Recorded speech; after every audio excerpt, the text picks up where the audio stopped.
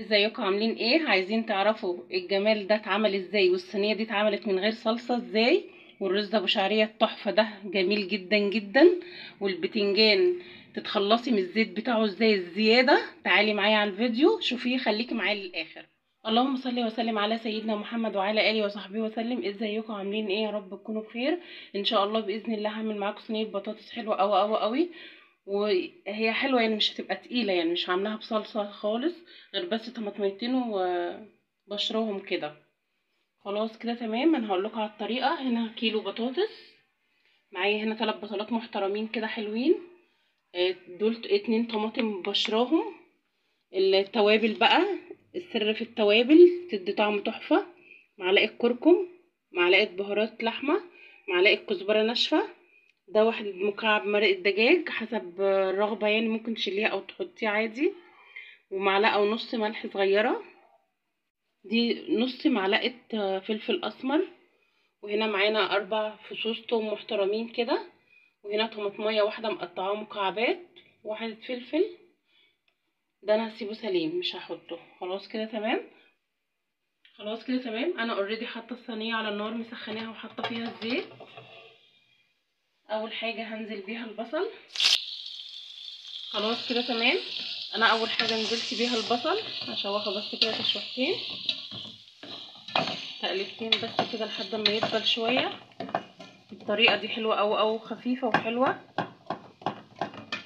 خلاص زهقنا بقى من الحاجات اللي فيها صلصه والطبيخ والحاجات دي، قلت اغير لهم النهارده. النهارده على فكره اول يوم في الدراسه.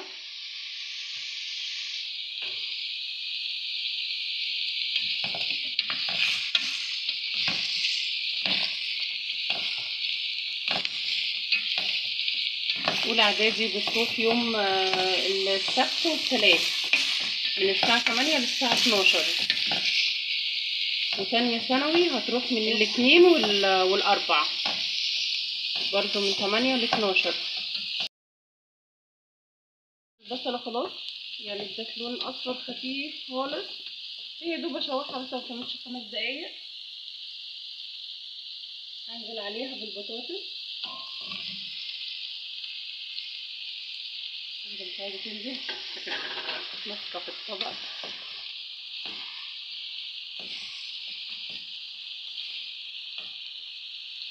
وفصين الثوم ننزل عليها بالثوم برضو.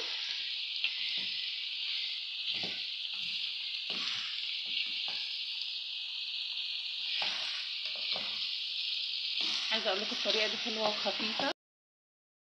نجيب التوابل: كزبره، كركم، ملح، مكعب مرق الدجاج، فلفل، نص معلقه بهارات. حلوه قوي قوي، طعم حلو قوي. الكركم حلو قوي للعظام، مقوي للعظام حلو قوي. انزل بقى بالطماطمايه، دي طماطميتين مبشورين، 2 مبشورين.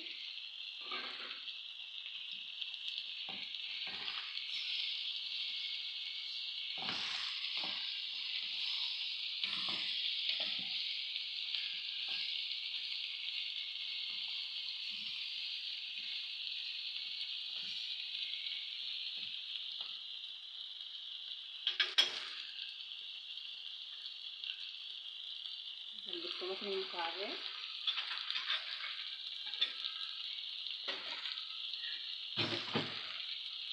الفلفل ما تقطعوهوش، انا مش هقطعه بيدي ريحه بس.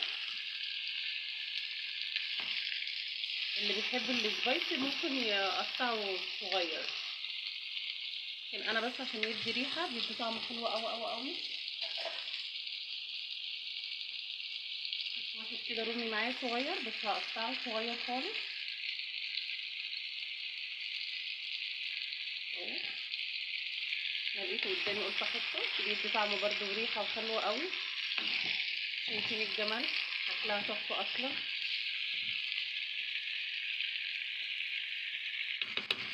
خلاص كده تمام. انا هزودها شويه ميه، انا غاليه ميه.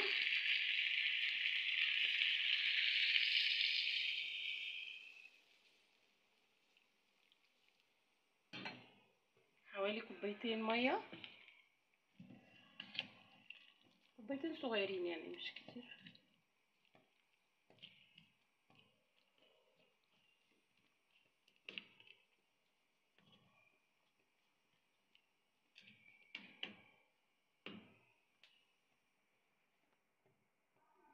خلاص كده انا هسيبها تغلي مع نفسها.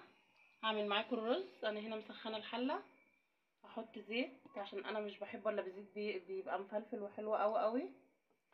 ممكن تحطي معلقه سمنه.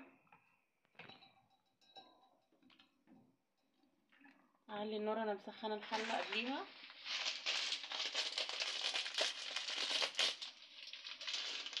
ده شعريه الملكه، حلوه قوي قوي، حلوه قوي، انا بستعملها.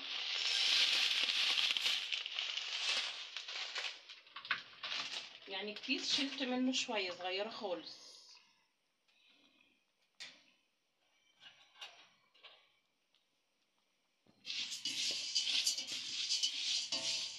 حاولي بقى تتعاملي مع الحلل الستانلس والسيفال دي بالسباشولا او بمعلقه خشب عشان ما تتجرحش.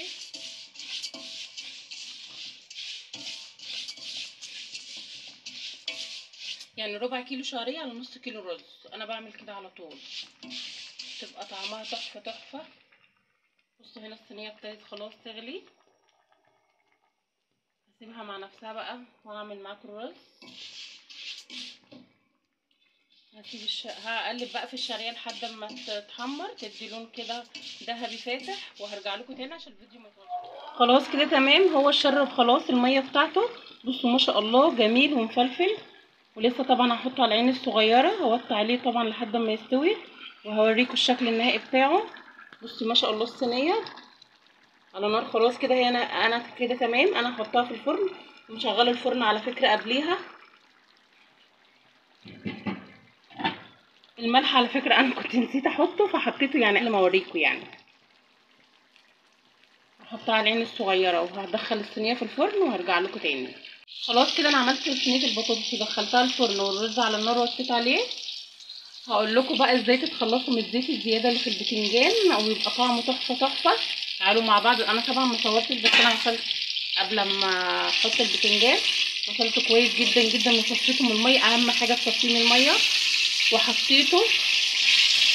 هشيله بقى اقول لكم ازاي تتخلصي من الزيت الزياده وهتدعوا لي والله العظيم.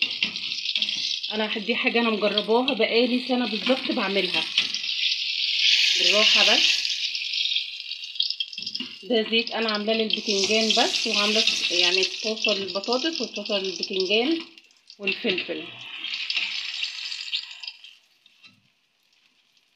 خلاص كده انا هطلع اخر واحده.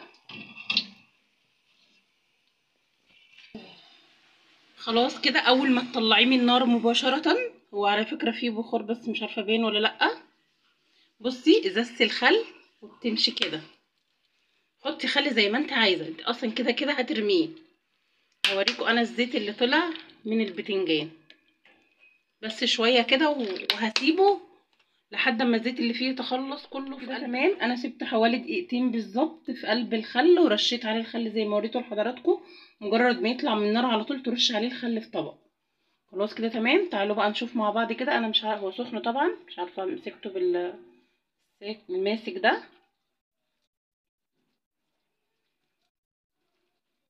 ما تقعدوش في الخل كتير. بصوا والله لو عملت الحكايه ده هتدعيلي هتدعيلي، جربيها وهتدعيلي.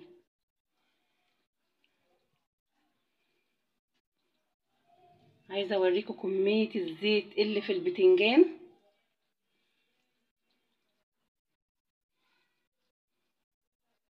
بصي ده كله زيت.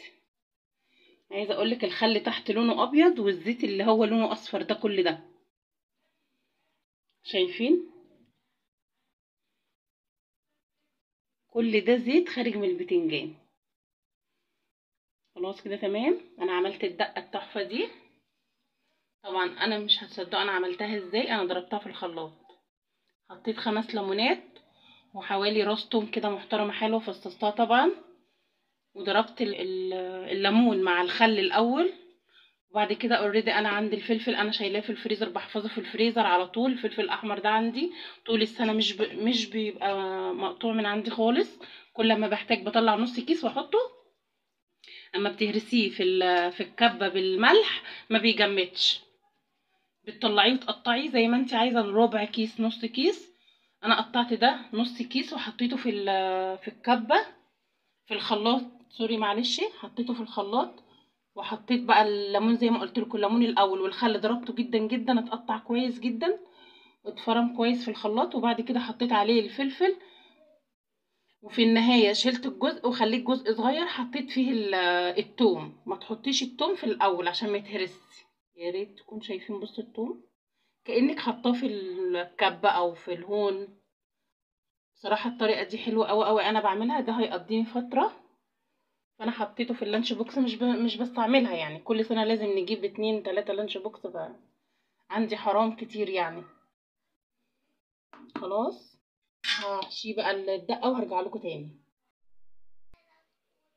خلاص كده تمام، انا طلعت الرز، بصوا ما شاء الله البخار لسه طالع. شايفين البخار؟ بصراحة طلع مفلفل وحلو قوي قوي قوي. والصينية زي ما حضراتكم شايفين انا ما حطيتهاش في اطباق عشان بحب احطها على الترابيزة. بحطها على الترابيزة وبتبقى شكلها حلو قوي، او الاطباق بتبقى معايا، كل واحد عايز بديله في الطبق بتاعه. خلاص كده تمام. والبتنجان زي ما قلت لكم جربوه، والله الطريقة دي هتعجبكم قوي قوي قوي، هتتخلصي اصلا من الزيت اللي الزيادة خالص اللي في البتنجان. خلاص كده تمام. ويا رب يكون الفيديو عجبكم، متنسوش اللايك والاشتراك والسبسكرايب عشان القناة تكبر بيكم يا احلى متابعين في الدنيا. باي باي.